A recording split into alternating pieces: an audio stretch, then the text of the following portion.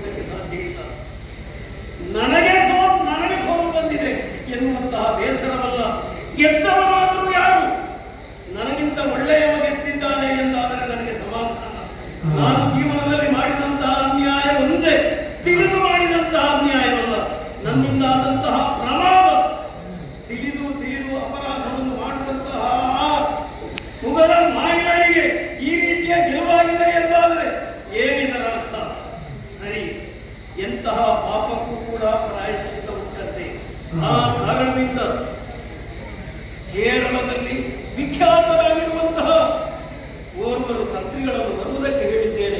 ಶಂಕರ ತಂತ್ರಿಗಳು ಎನ್ನುವ ಹಾಗೆ ಅವರ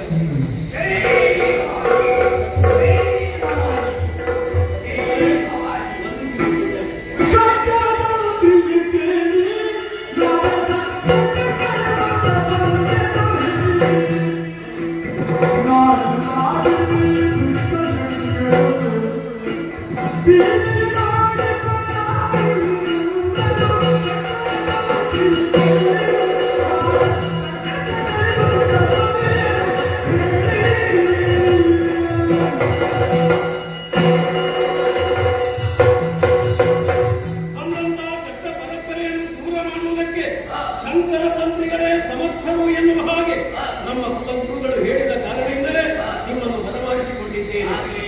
ದರೋಡೆ ಕೋರರು ನಮ್ಮದಾದಂತಹ ಸೀಮೆಯನ್ನು ದರೋಡೆ ಮಾಡುತ್ತಾ ಇದ್ದಾರೆ. ಸಂಪತ್ತನ್ನೆಲ್ಲ ದೋಚಿ ತಮ್ಮ ಕುಲಕ್ಕೆ ಕೊಂಡು ಹೋಗುತ್ತಾ ಇದ್ದಾರೆ. ಯುದ್ಧಕ್ಕಾಗಿ ನಾನೇ ಹೋದೆ, ನನಗೆ ಸೋಲ ಪ್ರಾಪ್ತವಾಗಿದೆ, ಮುಂದೇನು ದಾರಿ ಎನ್ನುವ ಹಾಗೆ ತೋಚುತ್ತಾ ಇಲ್ಲ. ಯಾವುದೊಂದು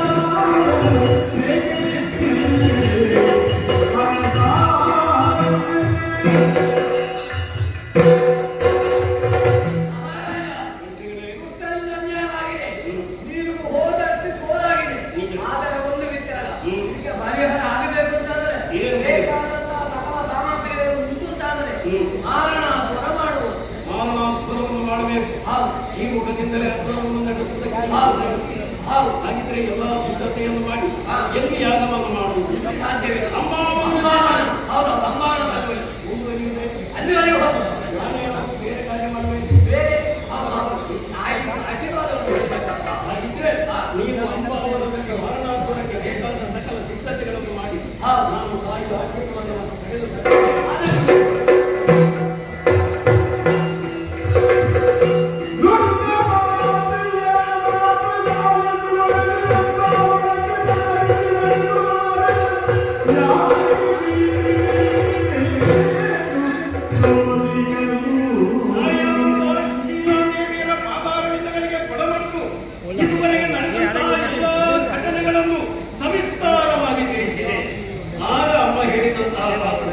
ಶಂಕರ ತಂತ್ರಿಗಳು ಹೇಳಿದ ರೀತಿಯಲ್ಲಿಯೇ ನೀನು ಮಾರಣಾಪುರವನ್ನು ಮುಂದುವರಿಸಿದ. ಆದರೆ ನಿನ್ನ ಜೀವನದಲ್ಲಿ ಬಾರಿ ಬಾರಿಗೆ ಈ ರೀತಿಯ ಸೋಲ ಪ್ರಾಪ್ತವಾಗುವುದಕ್ಕೆ ಕಾರಣ ಮತ್ತೇನು ಅಲ್ಲ. ಯಾವ ಕಾರ್ಯವನ್ನು ನೀನು ಮಾಡುವಾಗಲೂ ಕೂಡ ನಿನ್ನ ಕುಲದೇವನಾದಂತಹ ಮಹಾಗಣಪತಿಯನ್ನು ಎಣಿಸಿ ನೀನು ಮಾಡಬೇಕಿತ್ತು. ಬೇಟೆಗೆ ಹೋಗುವಂತಹ ಸಂದರ್ಭದಲ್ಲಿ ಆ ಸಿದ್ಧಿವಿನಾಯಕನನ್ನು ಮರೆತು ನೀನು ವ್ಯವಹರಿಸಿದೆ. ಆ ಕಾರಣದಿಂದಲೇ ನಿನಗೆ ಈ ರೀತಿಯದ್ದಾದಂತಹ ಸೋಲ ಪ್ರಾಪ್ತವಾಗಿದೆ. ನೀನು ಅದಕ್ಕೆ ಒತ್ತು ಕೊಡಬೇಕು. ದೇವೋತ್ತಮನ ಸೇವೆಯನ್ನು ಮಾಡ್ತೇನೆ, ಅಷ್ಟು ಮಾತ್ರವಲ್ಲ, ಮಧುಪುರದ ಆ ಮಹಾಕ್ಷೇತ್ರವನ್ನು ಉದ್ಧಾರ ಮಾಡುವಲ್ಲಿ ನಿನ್ನಿಂದ ಕೈಲಾಗುವಂತಹ ಕಾರ್ಯವನ್ನು ನೀನು ಮಾಡು ಎನ್ನುವ ಹಾಗೆ ಅಮ್ಮ ಹೇಳಿದ್ದಾರೆ. ಆ ರೀತಿಯ ಕೈಂಕರ್ಯವನ್ನು ಮಾಡುವುದಕ್ಕೆ ನಾನು ಸಿದ್ಧನಾಗುತ್ತೇನೆ. ಆದಷ್ಟು ಬೇಗನೆ ಮಾರಣಾಪುರವನ್ನು ಮುಗಿಸುವುದಕ್ಕೆ ಅಂಬಾವನ್ನು ಸೇರಿ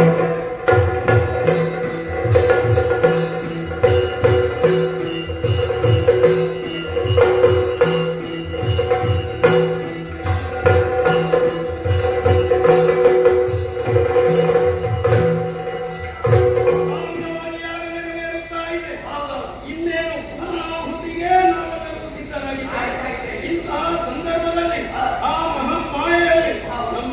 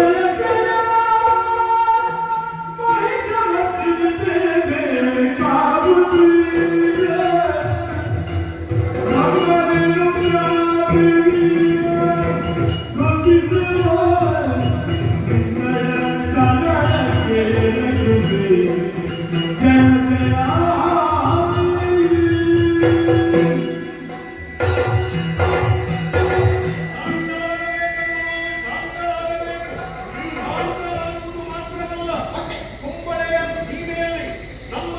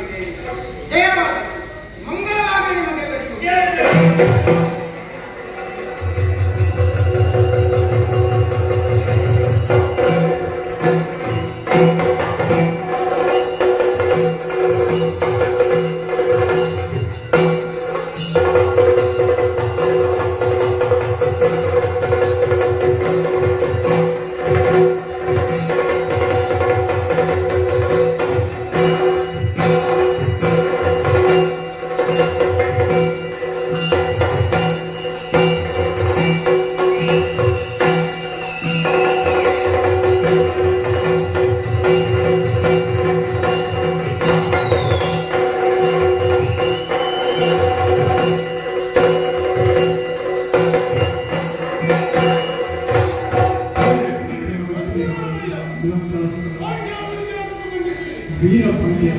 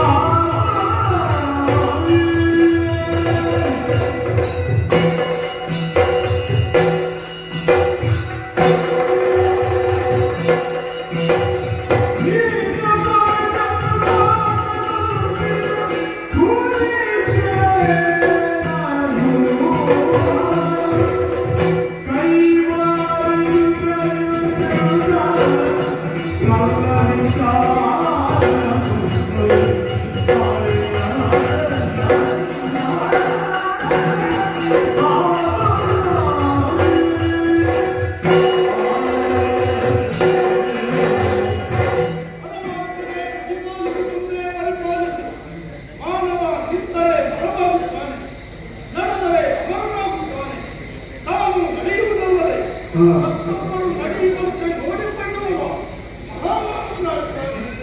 ಕಲಾತ್ಮಕನಾಗುತ್ತಾನೆ.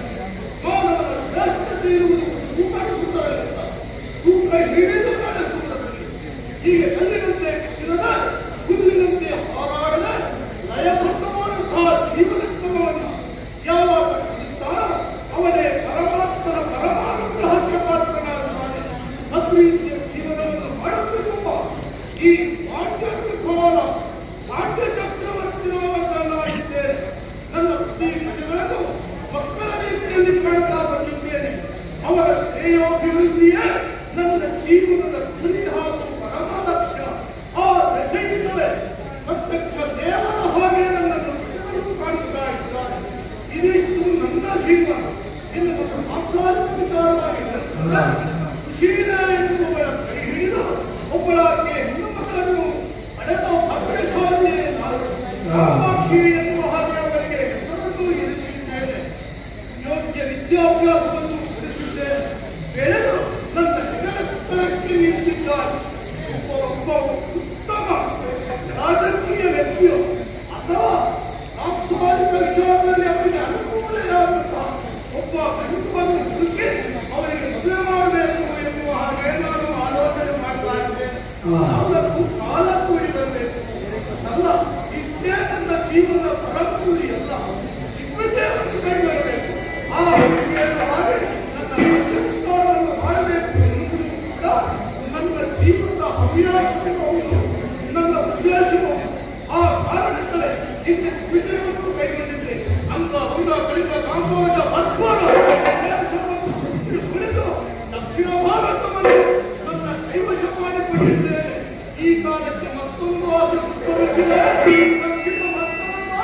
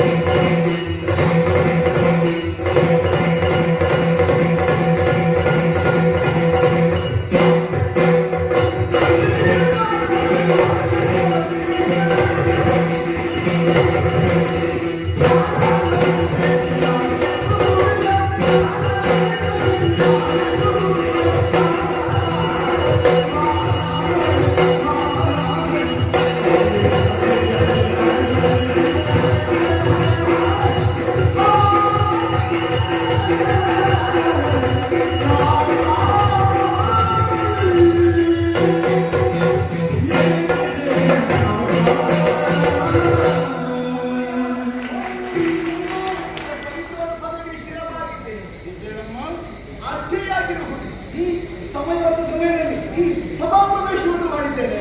ಯಾವತ್ತೂ ಹಾಗಲ್ಲ. ಹಾ. ನನ್ನಲ್ಲಿ ಮಾತಾಡಬೇಕಿದ್ರೆ ನನ್ನನ್ನು ಕಾಣಬೇಕು. ನಾನು ನನ್ನ ಅಂತಃಪ್ರಜ್ಞೆಗೆ ಬರ್ಬೋದು. ಹೌದಾ? ಆದರೆ ಇದು ಹಾಗಲ್ಲ. ಹಾ. ಹೊಸ ಬದಲಾವಣೆಯನ್ನು ಕಂಡು ನೇರವಾಗಿ ಗೋಲ ಬಚಾವಣೆಗೆ ತಪ್ಪವೇ ಖಂಡಿತ. ಬೇರೆ ಯಾಕೆ? ಅಪ್ಪ, ಕೆಲವೊಮ್ಮೆ ಜಿಜ್ಞಾಸೆಗಳನ್ನು ನೋಡಿದಾಗ ಅದಕ್ಕೆ ಪರಿಹಾರ ಒದಗಿಸುವಲ್ಲಿ ಯಾರು ಮುಂದಾಗುತ್ತಾರೆ ಅಂತವರಿಗೆ ಹೋಗುವುದು ಸಹಜ ಸ್ವಾಭಾವಿಕತಾನೆ. ಸರಿ, ಜಿಜ್ಞಾಸೆ ಎನ್ನುವುದು ಅಜ್ಞಾನದ ಲಕ್ಷಣ ಖಂಡಿತ. ಖಂಡಿತವಾಗಿಯೂ ಅಲ್ಲ. ಆದರೆ ಕೇಳುವಲ್ಲಿ ಅಪ್ಪ ಯಾವ ವಿಷಯದಲ್ಲಿ ತಕ್ಕಂತ ತೊಡಗಿಸಿಕೊಂಡಿದ್ದಾರೆ ಎನ್ನುವುದನ್ನು ಲಕ್ಷ್ಯವಾಗಿರಿಸಿಕೊಂಡು ನೀವು ಮಾತಾಡುತ್ತಾರೆ. ಖಂಡಿತಪ್ಪ. ಅದು ಹೇಗಿದ್ದೀರಿ? ನಿಮ್ಮ ಸಮಯ ಹೇಗುಂಟು? ನಮ್ಗೆ ಗೊತ್ತಾಗಿಲ್ಲ. ಸಮಯ ಇಲ್ಲ. ಅಪ್ಪಯ್ಯ, ನಾನು ಗಮನಿಸ್ತಾ ಇದ್ದೇನೆ. ನೀವು ಯಾವಾಗ ಸಿದ್ಧವಾಗಿದ್ದೇವೆ? ಅದು ನಾಶವಾದದ್ದು ಕೈಗೊಂಡಿ ನಾನು ಇಬ್ಬರಿಗಾಗಲಿ. ಹೌದಪ್ಪ. ಏನಿರಬಹುದು ವಿಶೇಷವಂತಹ ಸಭೆ, ವಿಶೇಷವಂತಹ ಕಾರ್ಯ. ಅದು ಹಾಗೆ ಮಗನೇ. ಹೇಗೆ ವರ್ಷ ವಿಷಯ ಅಂತ ಆದಾಗ ನಾವು ಮೊದಲೇ ತಯಾರಿಯಲ್ಲಿರಬೇಕು. ಮತ್ತೆ ಕೈ ಕಾಲು ಹೊಡೆಯುವುದಲ್ಲ. ಆದ್ರೆ ಹೌದಪ್ಪ. ಆದ್ರೆ ಇಲ್ಲಿಗೆ ಹೇಗೆ ಇರೋದು ಮುಖ್ಯವಾಗುತ್ತದೆ. ಅಂದ್ರೆ ಇಷ್ಟು ವರ್ಷ ಈ ಕ್ಷೇತ್ರದಲ್ಲಿ ದುಡಿದವರು ನೀವು. ಹೌದಾ? ಯಾವ ಹೊತ್ತಿಗೆ ಏನು ಮಾಡಬೇಕು ಅಂತ ಗೊತ್ತಾಗ್ತದೆ. ಆದರೆ ಕ್ಷೇತ್ರ ಹಳೆಯದಾಗಿತ್ತು. ಆದರೆ ಪ್ರಸಂಗ ಹೊಸದದು. ಅದು ಪ್ರತಿಯೊಬ್ಬರ ಬದುಕಿನಲ್ಲಿ ಹಾಗೆ ಒಂದೊಂದು ಪ್ರಸಂಗ ನಮಗೆ ಯೋಚನೆ ಇಲ್ಲದೆ ಅರಿವಿಲ್ಲದೆ ಬಂದುಕೊಂಡು ಸಹಜ ಸ್ವಾಭಾವಿಕ. ಅದಕ್ಕೆ ಇದಾಗಿ ನಾವು ಹೋಗಲೇಬೇಕು. ಹೌದು. ನಿಮ್ಮಲ್ಲಿ ಕೇಳುದು ನಾನು ಏನು ಅಲ್ಲ. ಗೌರವ ಧರಿಸಿಕೊಂಡಿದ್ದೀವಿ. ನನ್ನ ಅವಶ್ಯಕತೆ ಮಾತಾಡ್ತಾ ಇದ್ದಾರೆ. ಏನೋ ಬಿಸು ಬಿಸು ಬಿಸು ಬಿಸು ಬಿಸು ಬಿಸು ಬಿಸು ಬಿಸು ಎಲ್ಲ ಸಿದ್ಧರಾಗಿದ್ದಾರೆ. ನಾನು ಅರ್ಥಿಸಿ ಬಂದ ಬಹುಶಃ ಹೀಗೆ ಎಲ್ಲೋ ಮೃಗಗಳ ಹಾವಳಿ ಇರಬೇಕು. ಹಾಗಾಗಿ ಮೃಗಪೇಟೆಗೆ ಹೊರಟದ್ದು ಎನ್ನುವ ಹಾಗೆ ಯೋಚನೆಯನ್ನು ಮಾಡಿದೆ. ಮತ್ತು ಪಕ್ಕನೆ ಹೊಳೆಯುತ್ತಪ್ಪ ಮೃಗಪೇಟೆಗೆ ಹೋಗುತ್ತಾರೆ. ಇಷ್ಟೆಲ್ಲ ಮಂದಿ ಸೇರುವಂತಹ ಅಗತ್ಯ ಇರ್ತಿರ್ಲಿಲ್ಲ. ಹಾಗಿದ್ರೆ ಇದು ಯಾವುದು ಮಹತ್ವದಂತಹ ಉದ್ದೇಶ ಇರಿಸಿಕೊಂಡು ತಾವು ಹೊರಟಿದ್ದೀರಿ. ರಣ ಎನ್ನುವುದರಲ್ಲಿ ಅನುಮಾನವೇ ಇಲ್ಲ. ಹಾಗಿದ್ರೆ ಯಾವ ಧನಾಧಿಪನ ಕೂಡೆ ನಿಮ್ಮ ಭವನ ಇದೆಲ್ಲ ತಿಳಿಯುವಂತಹ ಕುತೂಹಲ ಹಲವಾರು ಪ್ರಶ್ನೆಗಳು ಮನದಾಳದಲ್ಲಿ ಮೂಡಿದೆ. ಉತ್ತರಿಸ್ತೀರಪ್ಪಯ್ಯ? ವಿಷಯ ತಿಳಿಯಬೇಕು ಎಂಬ ಕುತೂಹಲದ ಪ್ರಶ್ನೆ. ಹೌದಪ್ಪ.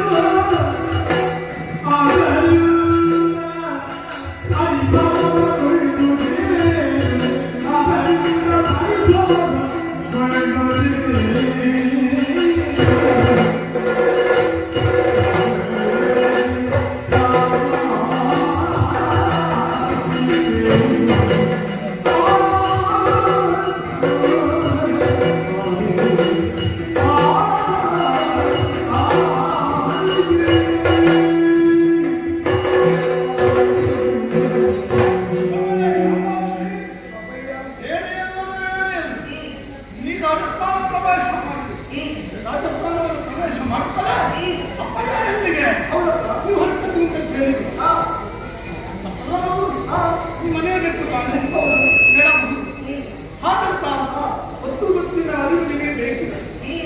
ಆದರೂ ನೀವು ಕೇಳಿದ್ರಲ್ಲಿ ತಪ್ಪಿಲ್ಲ. ಯಾಕೆ? ನಮ್ಮ ಮೂಲಕ ಚಾಮುಂಡಿಗೆ ವಿಶೇಷ ಅಂತ ಖಂಡಿತ ಮಾತ್ರ ಕುತೂಹಲ ಹೆಚ್ಚಿದೆ. ನನ್ನ ಪ್ರೀತಿ ವಾತ್ಸಲ್ಯದ ಓರ್ಮಳೆ ಕೂಡಲಿಲ್ಲ.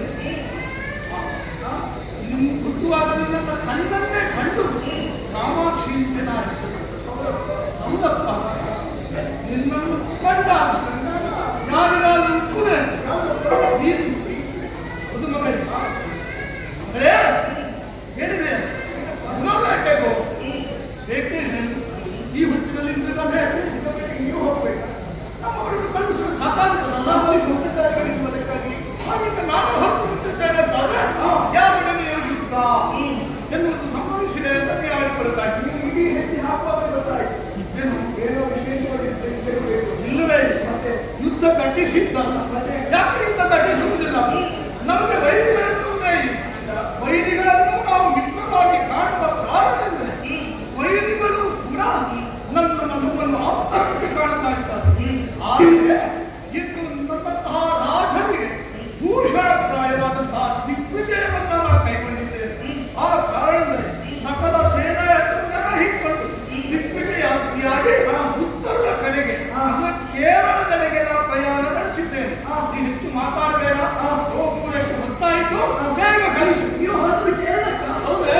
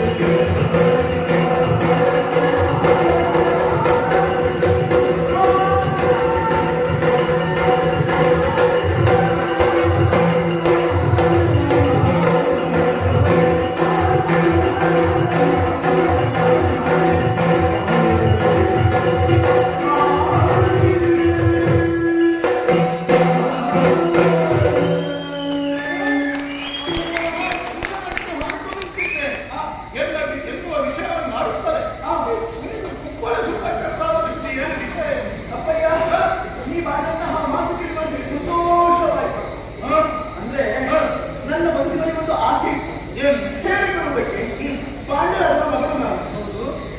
ಶಸ್ತ್ರಶಾಸ್ತ್ರ ಚೆನ್ನಾಗಿ ಕರಗತ ಮಾಡಿಕೊಂಡವಳು ನಾನು. ಹೌದಪ್ಪ. ಇದುವರೆಗೆ ನಾನು ಕಲಿತಂತಹ ವಿದ್ಯೆ ಪ್ರಕಟ ಮಾಡುವುದಕ್ಕೆ ಒಂದು ಸರಿಯಾದ ವೇದಿಕೆಯೂ ಇರಲಿಲ್ಲ.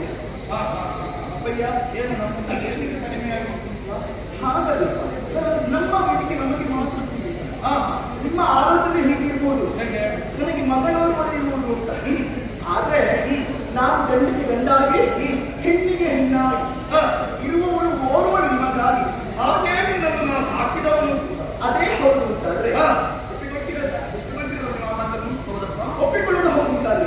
ನೀವು ಹೋಗ್ತಾ ಇರುವಂತಹ ಸಂಘಟನೆ ಜೊತೆಯಾಗಿ ಬರ್ಬೇಕು ಅಂತ ಈ ಹಗರಣ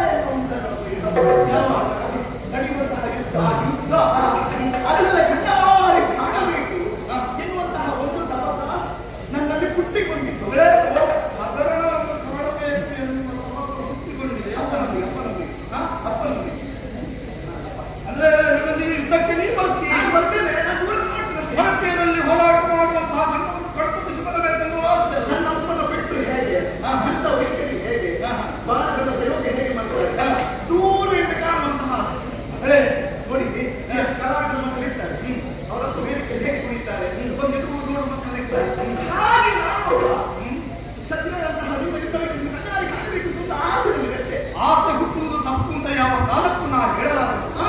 ಆಸೆ ಎನ್ನುವುದು ಪ್ರತಿಯೊಬ್ಬರಲ್ಲಿ ಪ್ರತಿಯೊಂದು ರೀತಿಯಲ್ಲಿ ಪ್ರತಿಯೊಂದು ಸಂದರ್ಭಗಳಲ್ಲಿ ಹುಟ್ಟಿಯೇ ಹುಟ್ಟುತ್ತದೆ. ಹಾಗಂತ ಹುಟ್ಟಿದ ಆಸೆಯನ್ನು ನೆರವೇರಿಸುವಂತಹ ಕ್ಷಣ ಯಾವುದು ಎನ್ನುವುದನ್ನು ನಮ್ಮಲ್ಲಿ ನಾವು ಪ್ರಶ್ನಿಸಿಕೊಳ್ಳಬೇಕಾಗುತ್ತದೆ. ಮಗಳೇ, ನೀನೇ ಒಂದು ಆಸೆಯನ್ನು ನನ್ನ ಮುಂದಿತ್ತು. ಆದರೆ ನಾವು ಹೋಗುವುದು ಸಂದರ್ಭ. ಅಲ್ಲಿ ವೀರರ ಜೊತೆಗೆ ನಾವು ತಾಳನ ಮಾಡುವುದಕ್ಕೆ, ಅಲ್ಲಿ ಸೋಲು ಗೆಲುವು ಎನ್ನುವುದನ್ನು ಯಾವ ಕಾಲಕ್ಕೂ ಹೇಳುವುದಕ್ಕೆ ಸಾಧ್ಯವಿಲ್ಲ. ಸೋಲು ಗೆಲುವು ಎನ್ನುವುದು ನಾಣ್ಯದ ಎರಡು ಮುಖವಿದ್ದಂತೆ. ಅದನ್ನು ದಯವಿಟ್ಟು ಗೊತ್ತಾಯ್ತು. ಸಮುದ್ರಕ್ಕೆ ಇಳಿದ ಕಲಿ ಅವ ಹಿಂದೆ ಬರ್ತಾನೆ ಅಂತ ನಾವು ಕಾಲಕ್ಕೂ ಹೇಳುವುದಕ್ಕೆ ಸಾಧ್ಯ ಇಲ್ಲ. ಅದು ಹಾಗಂತ ಹೇಳಿ ನಾವು ಹೋರಾಟಕ್ಕೆ ಇಳಿದ ಮೇಲೆ ಅಲ್ಲಿ ಏನಾಗ್ತದೋ ಎನ್ನುವುದನ್ನು ಹೇಳುವುದಕ್ಕೆ ಯಾರಿಗೂ ಸಾಧ್ಯ ಇಲ್ಲ. ಒಂದು ವೇಳೆ ನಾವು ಎನಿಸತ್ತು ಆಗಿ ಹೋಯಿತು ಆದರೆ ಅಲ್ಲಿ ನೀನು ಆ ಪರಿಣಾಮವನ್ನು ಅನುಭವಿಸಬೇಕಾಗುತ್ತದೆ. ಅಪ್ಪನಿಗೆ ಏನಾದರೂ ಆಯಿತು ಆ ಮತ್ತಿಗೆಯಲ್ಲಿ ನಿಲ್ಲುವುದಕ್ಕೂ ಹೀಗೆ ಸುತ್ತು ಓಡಿ ಬರುವುದಕ್ಕೂ ಒಂದು ಹೆಣ್ಣನ್ನು ನಾವು ಸಮಾಧಾನ ಮಾಡುತ್ತಾ ಹೋಗಲಿ. ಒಂದು ವೇಳೆ ನೀವು ಏನಾಗ್ತದೆ ಅವರ ರಾಜ್ಯ ಇರುವುದು ನಿಮ್ಮ ಸ್ವಾಧೀನ ಸಂಖ್ಯೆಗಳ ಒಂದು ವೇಳೆ ನೀವು ಇಲ್ಲಿರುವಂತಹ ಸರ್ವ ವಸ್ತುಗಳು ಕೂಡ ಅವರ ಅಧೀನವಾಗಿರುತ್ತದೆ. ಅದರಲ್ಲಿ ನಾನು ತಿಳಿಸುತ್ತೇನೆ. ಹಾಗಂತೇಳಿ ನಿನ್ನಲ್ಲಿ ಕರ್ಕೊಂಡು ಹೋದ್ರೆ ಮುಂದೆ ಬರುವಂತಹ ವಿಘ್ನಗಳಿಗೆ ನಾನೇ ಮಾಡಿದ ಹಾಗಾಗುವುದಿಲ್ಲ. ದೂರ ಇರ್ತದಪ್ಪ, ಅದರ ಹತ್ತಿರ ಬರುವುದಿಲ್ಲ. ನಿನ್ನ ಮಗಳೇ, ನಿನಗೆ ನೋಡಬೇಕು, ಅದನ್ನು ಕಂಟುಬಿಸಿಕೊಳ್ಳಬೇಕು, ಕಲಿಯಬೇಕು, ಅದನ್ನು ನೋಡಿ ಅಂತ ಮನಸ್ಸು. ಅದಕ್ಕೆ ಮುಂದೊಂದು ದಿನ ಅವಕಾಶವನ್ನು ನಾನೇ ಒದಗಿಸಿಕೊಡ್ತೇನೆ. ಈಗ ಸಮಯ ಸಂದರ್ಭ ಅಲ್ಲ. ನಾವು ಹೋಗುವುದು ಕೇರಳಕ್ಕೆ. ಗೊತ್ತು ನಿಮಗೆ? ಕೇರಳಕ್ಕೆ ಹೇಳುವಂತ ಹೇಳಕ್ಕೆ ಹೋಗ್ಬೇಕು. ಕೇರಳದಲ್ಲೇನು ಒಳ್ಳೆಯ ಊರು ಸಂಖ್ಯೆ ಕಮ್ಮಿ ರಮಣೀಯವಾದಂತಹ ಪರಿಸರ ತಾಣವನ್ನು ಹೊಂದಿರುವಂತಹ ಪ್ರದೇಶಗಳು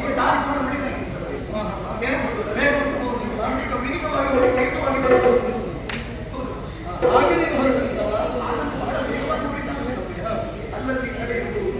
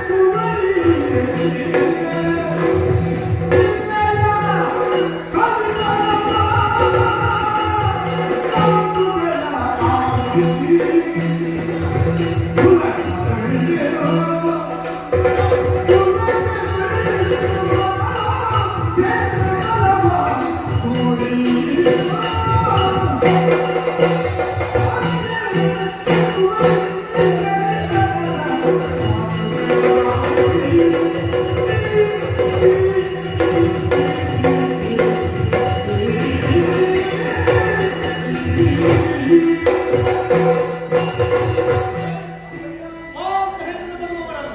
ಹಠ ಮಾಡುವವಳು. ಬೇಡ ಅಂತ ಹೆಸರು ಹಾಕಿ ಹಿಡಿಯುವವಳು. ಏಕೆ ಮಗಳೇ, ನನ್ನಂತಹ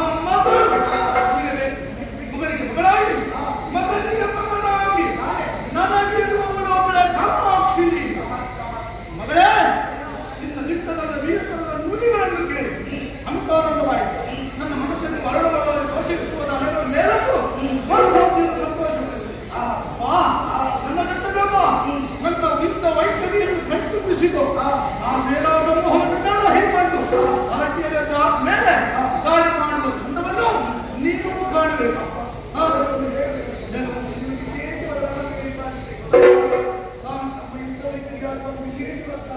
ಯಾವ ರೀತಿಯ ವೈಖರಿ ಆಗಬೇಕು? ನಮ್ಮ ವರುತ್ತಿಗೆ ಎದ್ದುಲಿಲ್ಲ.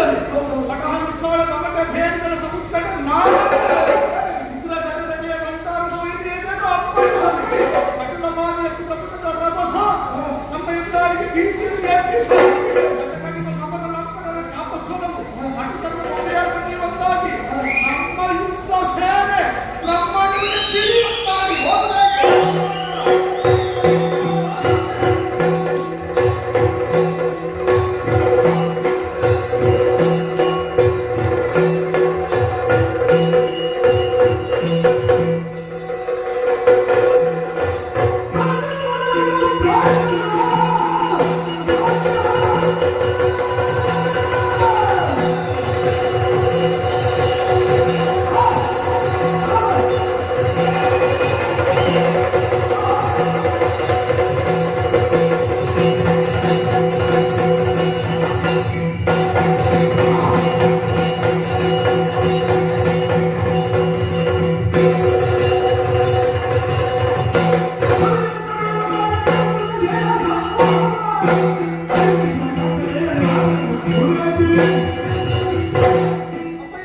ಉತ್ತರಿಸುತ್ತಾ ನಾವು ಉತ್ತರ ಎತ್ತರಕ್ಕೆ ಬಂದು ನಿಂತಿದ್ದೇವೆ.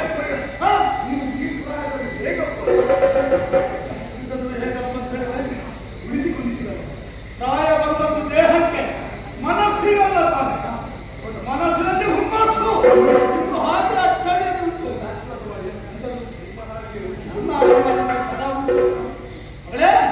ನಾವು ಬಂದಂತಹ ಪ್ರದೇಶವೇ ಕೇರಳ. ಆ ಕೇರಳದ ನೃಪನನ್ನು ಜಯಿಸಿರುವಾಯಿತು. ಅದು ನಾವೆಲ್ಲ ಕಪ್ಪುಗಾರಿಕೆಯನ್ನು ಪಡೆದುಕೊಂಡು ಮತ್ತೆ ಮುಂದಕ್ಕೆ ಬಂದೆವು. ಬಂದು ನಿಂತು ನೋಡುವುದೇ ರಮ್ಯ ರಮಣೀಯವಾದಂತಹ ಸ್ಥಳ. ನೋಡು, ಈ ಊರನ್ನೇ ತೌಳವ ನಾಡು ಎನ್ನುವ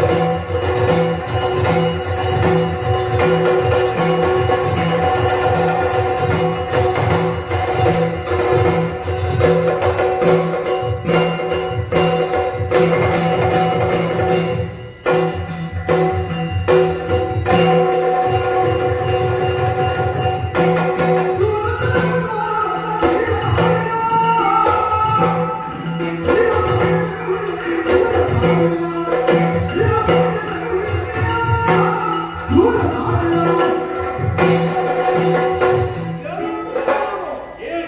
ಶೂರನಿ ಹೌದು ಎನ್ನುವುದನ್ನು ಇದಕ್ಕಿಂತ ಮೊದಲು ನಡೆದ ಯುದ್ಧದಲ್ಲಿ ನಾ ಗಮನಿಸಿದ್ದೇನೆ. ನಮ್ಮವರೊಂದಿಗೆ ಗಡಾಬಡಿಯಾಗಿ ಹೋರಾಟವನ್ನು ಮಾಡಿದೆ, ಗೆಲುವನ್ನು ಸಂಪಾದಿಸಿದೆ.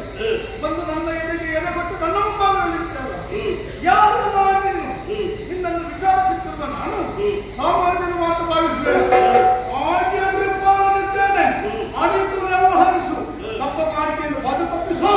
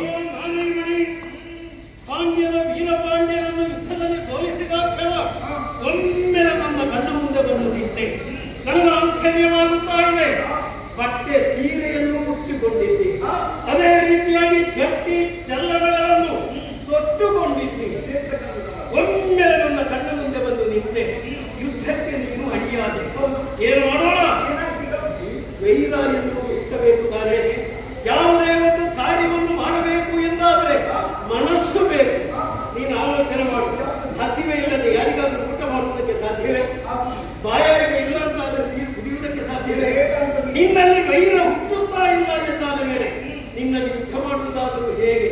ಯಾಕೆ ಬಲ್ಲಯ? ನಿನ್ನನ್ನು ಕಾಣುವಾಗ ನನಗೆ ನಿನ್ನ ಶರೀರದ ಯಾವ ಭಾಗಕ್ಕೆ ಆಯುಧ ಪ್ರಯೋಗ ಮಾಡೋಣ ಅಂದ್ರೆ ಅರ್ಥ ಆಗುವುದಿಲ್ಲ. ಮುಖಕ್ಕೆ ನಾನು ಬಾಣ ಪ್ರಯೋಗ ಮಾಡೋಣವೇ? ನಿನ್ನ ಮುಖದ ಅಂದ ಮಾಸಿ ನಿನ್ನ ಘಟ್ಟಕ್ಕೆ ಬಾಣ ಪ್ರಯೋಗ ಮಾಡುವೆ. ಆ ಮೃದುವಾದಂತಹ ನಿನ್ನ ಘಟ್ಟ ಹಾಳಾಗಿರುವ ಕಂಠದಿಂದ ಕೆಳಗೆ ಸೊಂಟದಿಂದ ಮೇಲೆ ನಾನು ಗುರಿ ಹೂಡಿದೆ ಎಂದಾದರೆ ನಿನ್ನ ಸೌಂದರ್ಯ ತುಂಬ ಹಾಳಾಗಿದೆ. ಅಲ್ಲ, ಕಟಿ ಪ್ರದೇಶಕ್ಕೆ ಬಾಣ ಪ್ರಯೋಗವನ್ನು ಮಾಡಲಿ ಹೇಗಾದೀತು? ಅಲ್ಲ, ಹಿಂದಿನಿಂದ ಬಾಣ ಪ್ರಯೋಗವನ್ನು ಮಾಡಲಿ ನಿನ್ನ ಸೌಂದರ್ಯ ಹಾಳಾಗುತ್ತಿಲ್ಲ. ಆದ ಕಾರಣ ನಿನ್ನಲ್ಲಿ ಹೇಳುವುದು ಇಷ್ಟೇ. ನೋಡು, ರಣಕ್ಷೇತ್ರದಲ್ಲಿ ನೀನು ಯುದ್ಧಕ್ಕೆ ನಿಂತಂತೆ ಎಂತ ದೊಡ್ಡ ಅಪಶಬ್ದನಾಗಿದೆ. ನಿನ್ನ ಬಾಣದ ಸಿಂಜಿನ ದುಡ್ಡ ನನಗೆ ಗೊತ್ತಾಗಿದೆ. ನೀನು ಅಲ್ಲಿಂದಲ್ಲಿಗೆ ಸರಿ ಮಾಡ್ತೀನಿ. ಇದಕ್ಕಿಂತ ದೊಡ್ಡ ಅಪಶಬ್ದ ಬೇರೆ. ಹಾಗಾಗ ಪ್ರಯೋಗ ಮಾಡಿದವರಿಗೆ ಗೊತ್ತಿಲ್ಲ. ಯುದ್ಧಕ್ಕೆ ಬರುವಾಗ ಅದರ ಸಿದ್ಧತೆಗಳನ್ನು ಸರಿಯಾಗಿ ಮಾಡಿಕೊಂಡು ಬರಬೇಕು. ಆದ ಕಾರಣ ನಾಯಿ ಬಳಿ ಯುದ್ಧ ನಿಮಗೆ ತರವಲ್ಲ. ಆ ಅರಸ ಸೋತಿದ್ದಾನೆ, ನೀನು ಹಿಂದೆ ಹೋಗಿ ನಿನಗೇನಾಗಬೇಕು?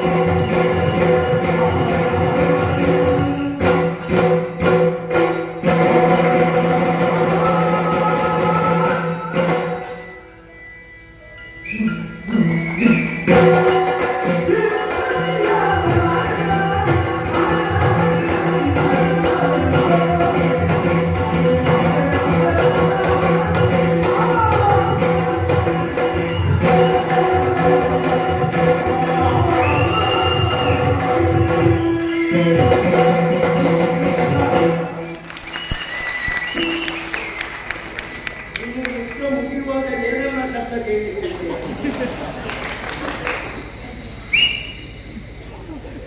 ಅರ್ಥ ಆಯ್ತಾ? ಅರ್ಥ ಆಯ್ತಾ? ಅರ್ಥ ಆಯ್ತು ನನಗೆ. ಈ ಯುದ್ಧ ಅಂತ ಹೇಳಿದ್ರೆ ನಾಟ್ಯ ವೈಭವ ಅಲ್ಲ. ಯುದ್ಧ ಅಂತ ಹೇಳಿದ್ರೆ ಗಾನ ವೈಭವವೂ ಅಲ್ಲ. ಮತ್ತೆ ಇದು ಬೇರೆ ಸೇರ್ತಾ. ಮಾಡ್ಬೋದು. ಪ್ರಾರಂಭ ಮಾಡುವವರಿಗೆ ಒಣಗಿದ್ದಾರೆ ಮುಖ್ಯವಾಗಿ. ನೀವು ಪ್ರಾರಂಭಿಸಿದ ಏನಿಲ್ಲ ತಿಳಿಯಲಿ. ನಮಗೆ ಬಿಡಿ ಬರುವುದೇ ಇಲ್ಲ. ನಾವು ಏನು ಇಲ್ಲಿ ಬರುವುದಿಲ್ಲ, ಹೆಚ್ಚು ಉದ್ದ ಮಾಡುವುದೂ ಇಲ್ಲ. ಬೇಗವೇ ಟಾ ಟಾ ಟಾ ಟಾ ನ. ಮುಂದೆ ಇಲ್ಲ ಮತ್ತೆ. ನನ್ನ ಅಪ್ಪ ಸತ್ತಿರಬಹುದು. ಅರ್ಥ ಆಯ್ತು ಯಾರು ಅಂತ?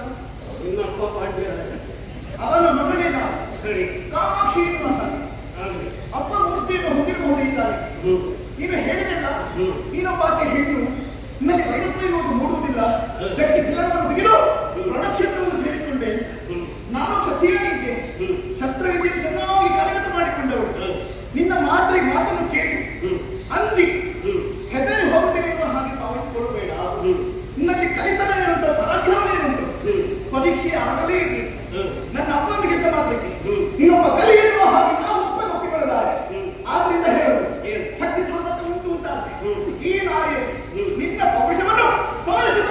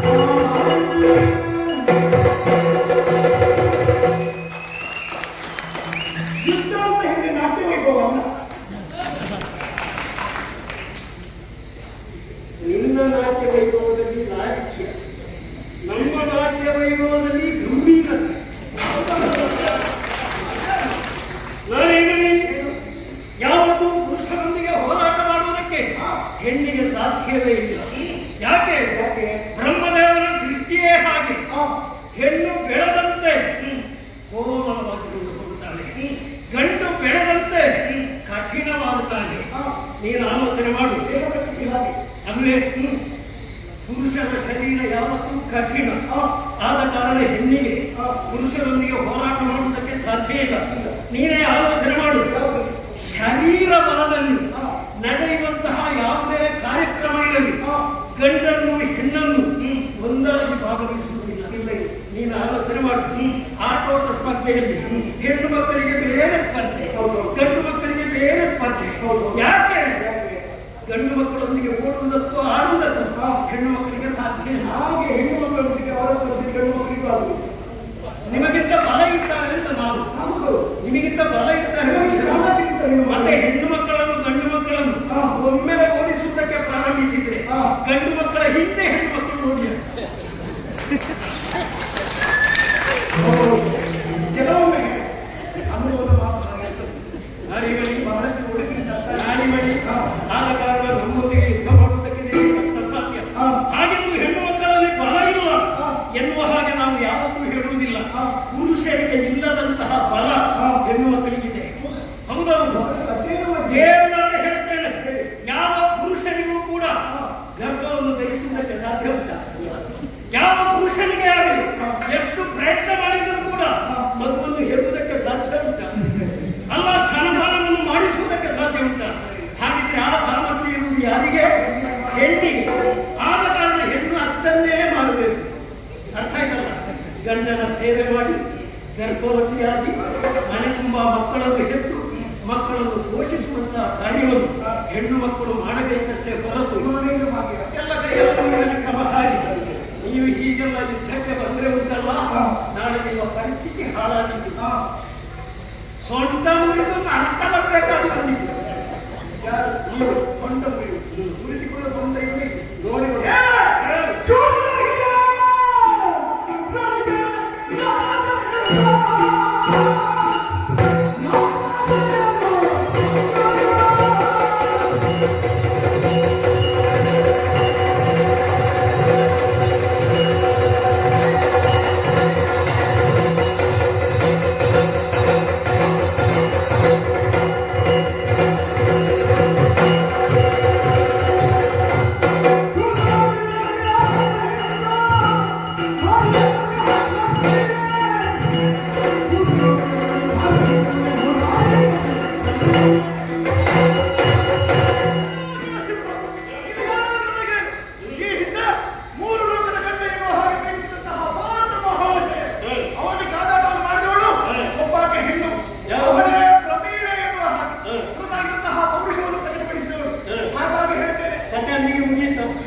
ಮತ್ತೆ ಕೊನೆಗೆ ಏನಾಗಿದೆ? ಅದಕ್ಕೂ ಏನಾಗಿದೆ? ಅಲ್ಲ, ಅದರಿಂದ ಅರ್ಜುನನ ಹೆಂಡತಿಯಾಗಿ ಪಾರ್ವತಿತ್ತು, ಹೊರತು ಪ್ರವೀಣ ಗಂಡನಾಗಿ ಅರ್ಜುನ ಹೆಂಡತಿಯಾಗಿದ್ದಲ್ಲ. ಯಜಮಾನಾಗತಿ ಯಾರು? ಅರ್ಜುನ. ಪೌರುಷವನ್ನು ಮೆರೆಸಿದ್ದಾನೆ, ನೀವು ಸಂಧಾನ ಮಾಡಿಕೊಂಡು ಯುದ್ಧ ಮಾಡುದು ಬೇಡ, ಸತ್ಯ ಪ್ರಾಪ್ತಿಯಾಗುವುದಿಲ್ಲ ಎನ್ನುವ ಹಾಗೆ ದೇವಿಯೇ ಹೇಳಿದ್ದಾರೆ. ಹಾಗೆ ಮತ್ತೆ ಹೆಣ್ಣು ಕನಿಷ್ಠ ಗಂಡು ಗರಿಷ್ಠ ಅಂತ ಹೇಳಿಕ್ಕೆ ಆಗುವುದಿಲ್ಲ ಎನ್ನುವುದನ್ನು ಹೇಳೋಣ. ಪ್ರವೀಣ ಕೊನೆಯದಾಗಿಯೂ ಶರಣಾಗತಿ ಬಂದಿದ್ದಾಳೆ. ಮೊದಲಾಗಿ ಶರಣಾಗತಿ ಹೊಂದಿದ್ದು ಪ್ರವೀಣೆ. ಅದನ್ನು ನೀನು ಅರ್ಥ ಮಾಡಿ. ನಾನು ಶರಣ ಬರುವುದಿಲ್ಲ. ನಿನ್ನಲ್ಲಿ ಹೇಗೆ ತಲೆದಗಿಸಬೇಕು?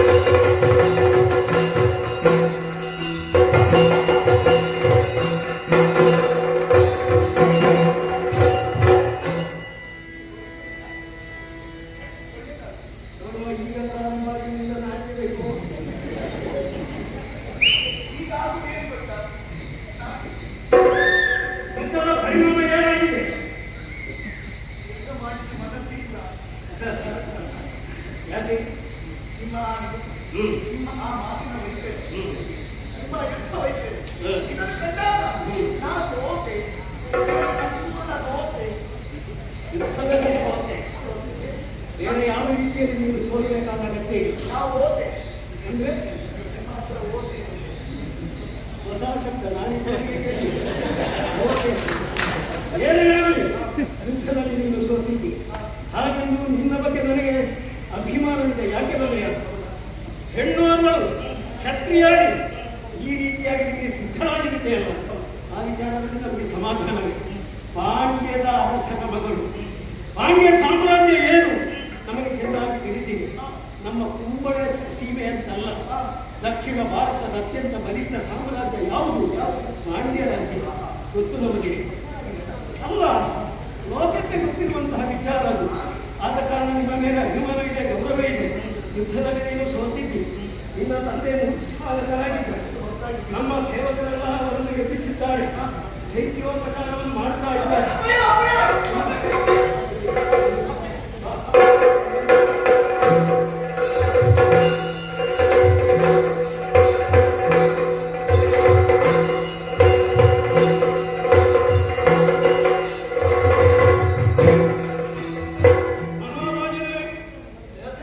ನಿಮ್ಮ ಯೋಗ್ಯತೆಯನ್ನು ನಾವು ಸರಿಯಾಗಿ ಅರ್ಥ ಮಾಡಿಕೊಂಡವು. ಆ ಕಾರಣದಿಂದಲೇ ನಿಮ್ಮೀರುವುದನ್ನು ನನ್ನ ಅರಮನೆಗೆ ಬರಮಾಡಿಸಿಕೊಂಡು 2 ದಿನಗಳ ಕಾಲ ನಾನು ಸತ್ಕಾರವನ್ನು ಏರ್ಪಡಿಸಿದ್ದೇನೆ. ಏನಾದರೂ ಲೋಪದೋಷ ಇದ್ದರೆ ಕ್ಷಮಿಸಬೇಕು ಅಂತ ಹೇಳ್ತಾ ಇದ್ದೀನಿ.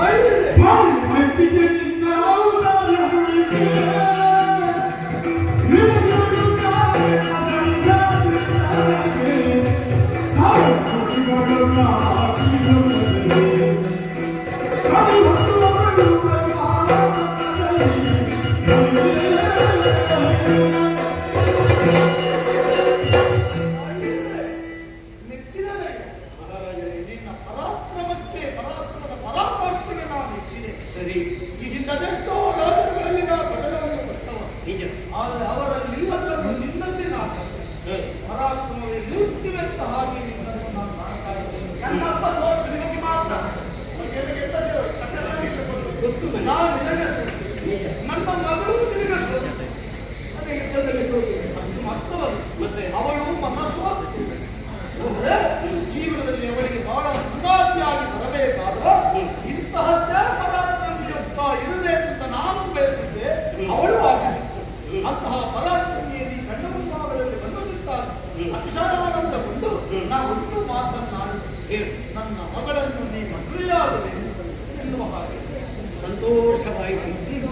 ನನ್ನ ಪಾಲಿಗೆ ಬರುವಂತಹ ಭಾಗ್ಯ ಎನ್ನುವ ಹಾಗೆ ಸಾಧಾರಣ ಮತ್ತು ಸೀಮೆಯಾದಂತಹ ಕುಂಬಳೆಯ ಅರಸನಿಗೆ ಚಕ್ರವರ್ತಿ ಪೀಠದಲ್ಲಿರುವಂತಹ ಪಾಂಡ್ಯರಾಜ ತನ್ನ ಮಗಳನ್ನು ಮದುವೆ ಮಾಡಿ ಕೊಡ್ತಾರೆ ಎಂದಾದರೆ ಇದು ನನ್ನ ಪಾಲಿಗೆ ಯೋಗ ಅಂತ ನಾನು ತಿಳಿದುಕೊಳ್ತೇನೆ.